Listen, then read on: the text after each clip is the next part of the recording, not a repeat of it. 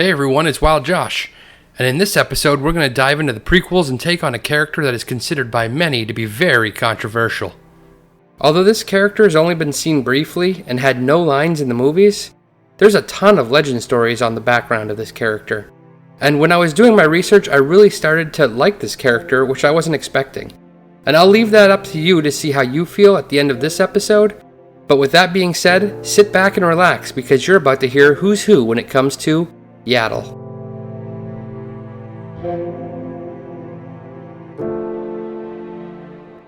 To begin, we're going to look at what we know about Yaddle according to Canon. Yaddle was born about 446 years before the Battle of Yavin. Like Master Yoda, she is of an unknown species.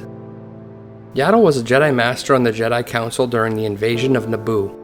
She trained as her Padawan Oppo Rancisis, who eventually joined the Jedi Council as well. Yaddle was present on the Jedi Council during the evaluation of a 9-year-old Force-sensitive child named Anakin Skywalker. She sided and agreed with the Council's decision. Sometime after the Battle of Naboo, Yaddle decided to take a less active role in Jedi affairs, and she voluntarily left the Jedi Council. Little is known about Yaddle's whereabouts since. You never know though. Maybe her story in the Star Wars universe is just beginning. Now on to the legend's backstory. Yaddle was trained by Jedi Master Pulvin Kut. On an early mission with her master, the pair went to the planet Koba to liberate it from an Advo's warlord named Tulak. Tulak had spies working with the rebels, and they betrayed the Jedi, leading them into an ambush. The two were outmatched, and Pulvin Kut was defeated and killed. Tulak captured Yaddle and imprisoned her in a cistern-like prison cell. For a century, Yaddle was in captivity. Eventually, Tulak left and long forgot the Jedi Padawan. Yaddle survived by eating food the locals would throw down into her cell, and by relying on the Force. The people of Koba gave Yaddle the name the One Below. Yaddle sharpened her skills in combat by fashioning a staff she found in her cell into a weapon, and defeating critters and creatures that would make their way into her prison cell. One day, a massive earthquake struck Koba, and Yaddle found herself for the first time in a century free. Instead of fleeing though, she helped those trapped under the rubble of the quake and gained their love. She decided to stay on Koba and to help the people rebuild their planet.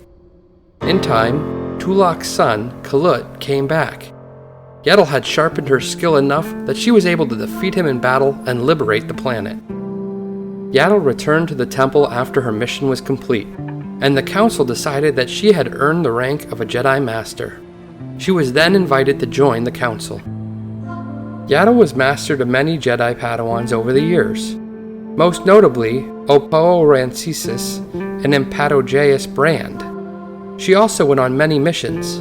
She helped quell the Yinchuri uprising, visited Azmaru, where she was attacked by the gang Nebula Front and prevailed, and she mediated negotiations between the Lanik government and the terrorist organization Red Iaro.